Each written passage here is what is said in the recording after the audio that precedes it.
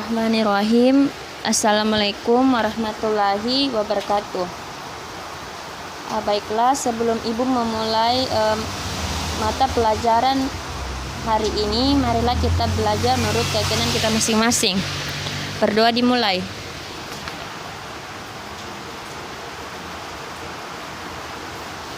Berdoa selesai. Jadi sebelum kita belajar, terlebih dahulu Ibu akan mengabsen siapa-siapa yang tidak hadir pada pagi hari ini. Refki Dwi Saputra, Isra Oktaviani. Oh ya, baiklah, alhamdulillah semua sudah hadir ya. Jadi di sini Ibu akan memberikan sedikit motivasi tentang barang siapa yang bersungguh maka dia akan mendapat kesuksesan. Jadi kalian harus mampu bersungguh-sungguh untuk mendapatkan kesuksesan. Terkait materi yang Ibu akan berikan pada pagi hari ini adalah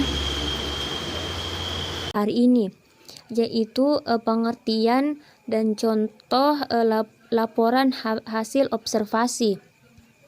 Baiklah, teks laporan hasil observasi adalah teks yang berisi penjabaran umum atau melaporkan sesuatu berupa hasil dari pengamatan observasi.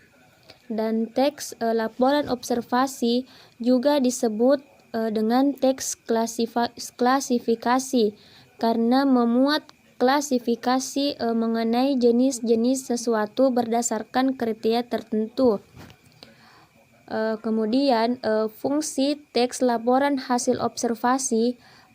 Teks laporan hasil observasi memiliki beberapa fungsi sebagai berikut. Yang pertama, untuk melaporkan tanggung jawab atas sebuah tugas dan kegiatan pengamatan. Kedua, guna menjelaskan dasar penyusunan kebijaksanaan, keputusan, atau pemecahan masalah dalam pengamatan. Kemudian yang ketiga, sebagai sarana untuk pendokumentasian. Dan yang terakhir, sebagai sumber informasi terpercaya. Kemudian Ibu akan menjelaskan jenis teks laporan hasil observasi. Yang pertama, laporan observasi formal. Laporan observasi formal merupakan laporan hasil observasi terhadap objek yang diamati menggunakan kaidah formal dalam menyusun laporan. Maksudnya ragam bahasa baku terdapat kop atau header struktur lebih rinci. Dan biasanya diajukan untuk acara resmi seperti laporan berita, kepentingan politik, dan lain-lain. Kemudian laporan observasi non-formal. Laporan observasi non-formal adalah laporan hasil observasi yang strukturnya lebih simpel dan biasanya ditulis secara populer. Kemudian Ibu akan membahas mengenai tujuan teks laporan hasil observasi. Guna menginformasi tentang klasifikasi mengenai jenis-jenis sesuatu secara apa adanya, sesuai kriteria tertentu sebagai hasil pengamatan secara sistematis dan objektif. Serta untuk memecahkan suatu persoalan berupa hipotesis hasil pengamatan.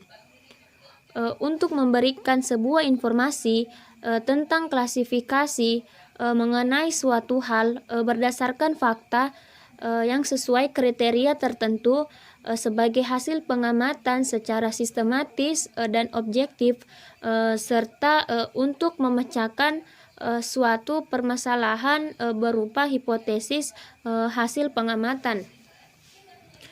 Kemudian bertujuan menggambarkan segala sesuatu yang berhubungan dengan objek penelitian. mengambil kesimpulan yang disusun menjadi sebuah laporan yang relevan dan dapat bermanfaat sebagai bahan pembelajaran atau studi.